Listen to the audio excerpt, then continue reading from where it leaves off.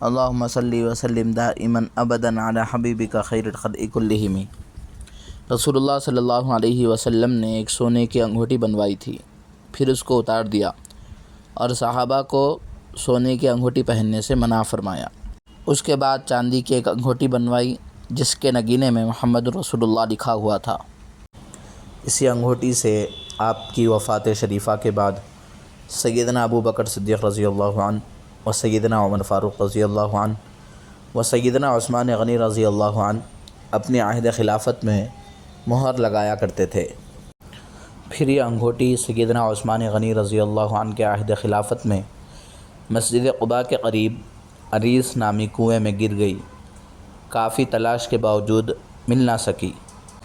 حضرت معیقب رضی اللہ عنہ اس کے محافظ تھے، انہی کے ہاتھ سے کنویں میں گری۔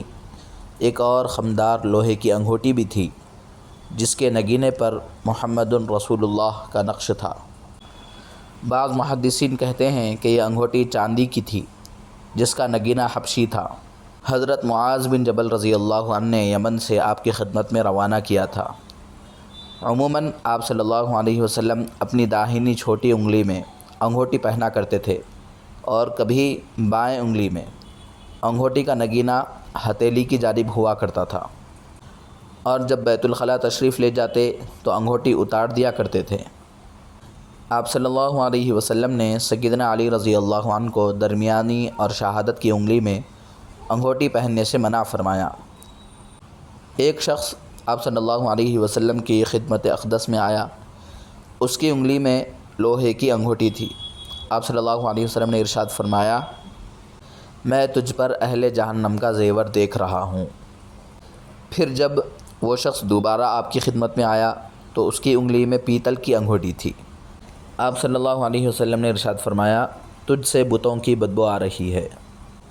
پھر جب تیسری مرتبہ آیا تو اس کے ہاتھ میں سونے کی انگوٹھی تھی۔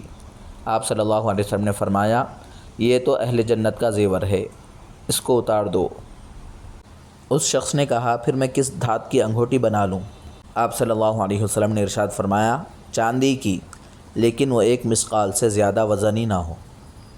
1 مثقال مساوی یعنی برابر 4.5 ماشا کے۔